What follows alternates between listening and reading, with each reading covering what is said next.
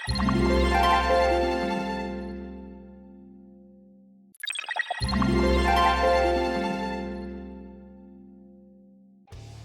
位觀眾大家好，你知道嗎？香港人平均每日工作超過10小時，而每3個成年人當中就有1個面臨脂肪肝風險。今日我哋將會為你揭開肝臟健康嘅真相，教你透過科學證實嘅方法保護呢個身體最重要嘅解毒器官。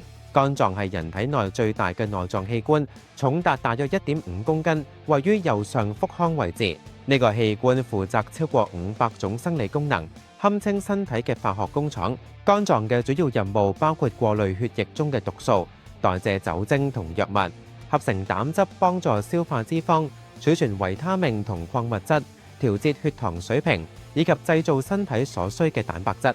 更令人驚訝嘅係，肝臟係唯一能夠自我再生嘅器官，即使切除70%，只要保持健康習慣，佢都可以喺數個月內恢復原本大小。不過現代都市人嘅生活方式正不斷摧殘住我哋嘅肝臟。根據香港中文大學醫學院嘅研究數據顯示，本港每3名成年人就有1人患有非酒精性脂肪肝，情況令人憂慮。長期捱夜會打亂肝臟嘅修復時間，因為肝臟喺夜間進行最活躍嘅排毒同修復工作。過量飲酒會令肝臟細胞受損，引發肝炎甚至肝硬化。高脂高糖飲食會導致脂肪喺肝臟積聚，形成脂肪肝。長期精神壓力會影響肝臟嘅代謝功能，加重肝臟負擔。所以我哋必須正視肝臟健康，及早採取預防措施。第一種護肝超級食物就係維他命 B 群。呢組水溶性維他命喺肝臟代謝過程中扮演住關鍵角色。維他命 B1 有助碳水化合物代謝，為肝臟提供能量進行解毒工作。維他命 B2 保護肝細胞免受氧化壓力損害，同時支援脂肪代謝。維他命 B3 參與超過400種酶反應，調節膽固醇水平，預防脂肪肝形成。維他命 B6 處理氨基酸代謝，減少肝臟發炎。維他命 B9 同 B12 則協助 DNA 修復同肝細胞再生。對於經常飲酒嘅人士，維他命 B1、B2 同葉酸喺酒精代謝過程中會大量消耗，因此更需要額外補充。日常食物來源包括糙米、全麥麵包、燕麥、豬肉、雞蛋、深綠色蔬菜、豆類同堅果。第二種護肝食物係優質蛋白質。肝臟內嘅所有酶都係由蛋白質構成，足夠嘅蛋白質攝取對於肝臟修復同再生至關重要。根據自然期刊刊登嘅分子機制研究，蛋白質喺肝臟再生過程中啟動多條信號傳導途徑，包括促進肝細胞增殖、支援肝臟代謝重組、防止脂肪喺肝臟過度積聚。不過，並非所有蛋白質都一樣有益。肝病患者需要選擇容易消化嘅優質蛋白質，避免增加肝臟負擔。建議選擇雞蛋、豆腐、深海魚類如三文魚同青魚、去皮雞胸肉、低脂奶製品、扁豆同鷹嘴豆等植物性蛋白質。每日建議攝取量為每公斤體重0.8到1克蛋白質。肝功能正常人士可以適量增加。第三種護肝明星就係十字花科蔬菜。呢類蔬菜包括西蘭花、椰菜花、椰菜、羽衣甘藍、普子甘藍同芥蘭。佢哋含有一種獨特嘅硫化物，叫做硫代配糖體。當蔬菜被切碎或咀嚼嘅時候，硫代配糖體會被酶分解成生物活性化合物，例如蘿蔔硫素。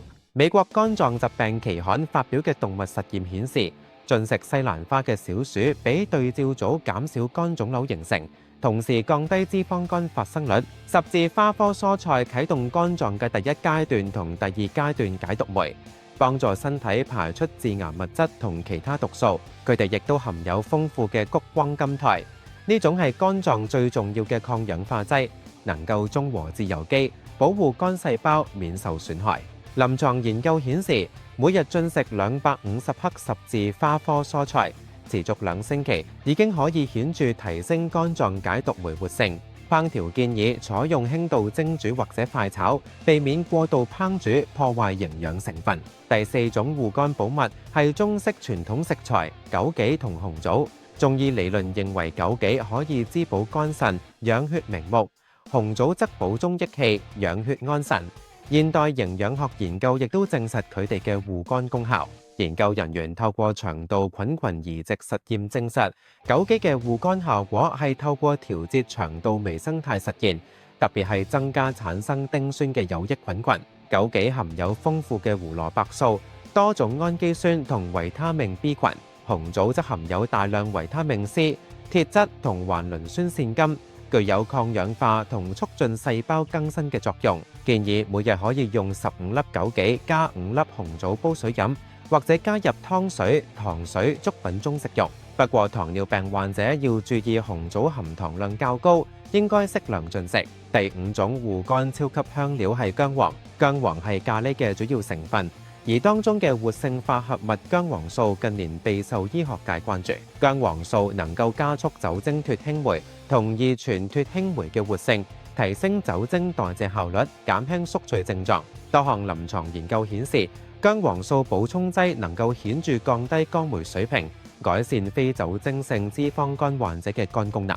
薑黃仲具有強大嘅抗氧化能力，減少脂質過氧化反應，保護肝細胞膜完整性。薑黃素亦都能夠激活谷胱甘肽還原酶，增加肝臟內抗氧化物質濃度。日常可以透過進食咖喱、薑黃飯、薑黃奶嚟攝取。由於薑黃素嘅生物利用度較低，建議配合黑胡椒一齊食用，因為黑胡椒中嘅胡椒鹼可以提升薑黃素吸收率達20倍。除咗以上5種護肝食物，健康嘅生活方式同樣不可或缺。世界衛生組織建議，成年人每星期應該進行至少150分鐘中等強度帶氧運動。運動可以減少肝臟脂肪積聚，降低脂肪肝風險。充足睡眠對肝臟修復極為重要，建議每晚睡眠7至8個鐘，盡量喺晚上11點前入睡。飲水量要足夠，每日至少8杯水，幫助肝臟同腎臟排出毒素。酒精攝取必須節制，男性每日唔應該超過2個標準酒精單位，女性則唔超過1個。避免服用非必要藥物同補充劑，因為某啲藥物會增加肝臟負擔。定期進行身體檢查，監測肝功能指標，及早發現問題。今日同大家分享咗5大護肝超級食物。記住，養肝唔係一朝一夕嘅事，而係需要長期堅持健康嘅生活習慣。